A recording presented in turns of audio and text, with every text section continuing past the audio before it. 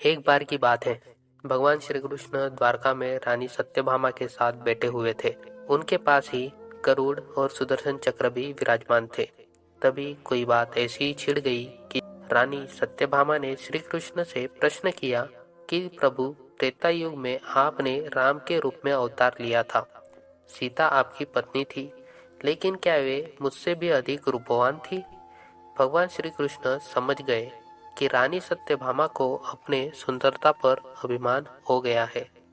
रानी सत्यभामा की बात समाप्त होते ही गरुड़ बोल पड़े कि भगवान, क्या दुनिया में मुझसे भी ज्यादा तेज गति से कोई उड़ सकता है? इसके बाद सुदर्शन चक्र का भी अहंकार जाग गया और वो भी बोल पड़े कि प्रभु, क्या संसार में मुझसे भी शक्तिशाली कोई है? श्री कृष्ण समझ गए कि इन तीनों को अपने ऊपर अहंकार हो गया है। अब कुछ ऐसी लीला करनी होगी जिससे इन तीनों का अहंकार दूर हो सके। तब भगवान ने फैसला किया और गरुड़ से बोले कि गरुड़, हनुमान को बुला लाओ। उनसे कहना कि भगवान राम और माता सीता उनकी प्रतीक्षा कर रहे हैं। गरुड़ भगवान की आज्ञा लेकर हनुमान को बुलाने के लिए उड़ चले। सत्यभामा से श्री कृष्ण ने कहा कि देवी, तुम सीता के रूप में श्रृंगार करके तैयार हो जाओ। और श्री कृष्ण ने राम का रूप धारण कर लिया। भगवान श्री कृष्ण ने सुदर्शन चक्र से कहा कि तुम महल के प्रवेश द्वार पर पहरा दो और जब तक मैं स्वयं किसी को न बुलाऊं तब तक किसी को महल में प्रवेश न करने दे।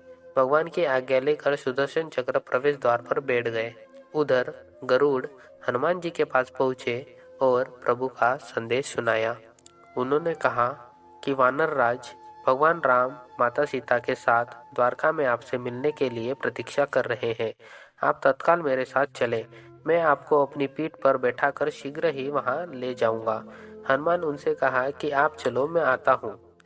गरुड़ ने मन में विचार किया कि हनुमान जी वृद्ध हो चले हैं, ये कैसे जल्दी पहुंचेंगे। हनुमान जी के कहने पर गरुड़ द्वारका के लिए उड़ चले। लेकिन जैसे ही वह महल में दाखिल हुए, गरुड़ के होश उड़ गए। उनके सामने हनुमान विराजमान थे, जो उनसे पहले ही महल पहुंच चुके थे।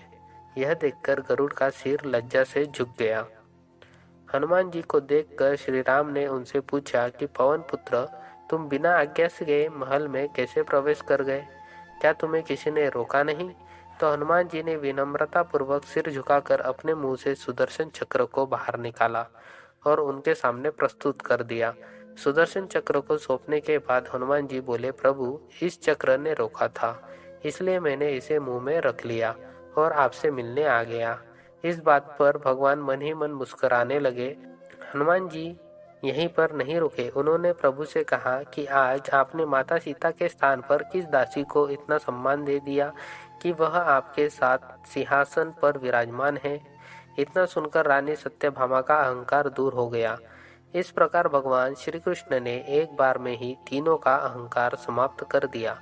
तीनों भगवान के सामने लज्जित अवस्था में थे। सभी ने प्रभु से माफी मांगी और उन्हें बात समझ में आ गई। तो दोस्तों, ये कहानी थी रानी सत्यभामा, सुदर्शन चक्र और गरुड़ का अहंकार भगवान श्री कृष्ण ने कैसे दूर किया।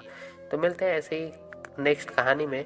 तो दोस्तों, उससे पहले जो भी इस चैनल पे आए हैं, प्लीज़ चैनल को सब्सक्राइब कर दीजिए और बेल नोटिफिकेशन ऑल पर सेट कर दीजिए। और जो भी श्री कृष्ण जी के भक्त हैं, वीडियो को लाइक जरूर कीजिएगा। तो मिलते हैं नेक्स्ट कहानी में, तब तक के लिए बाय बाय।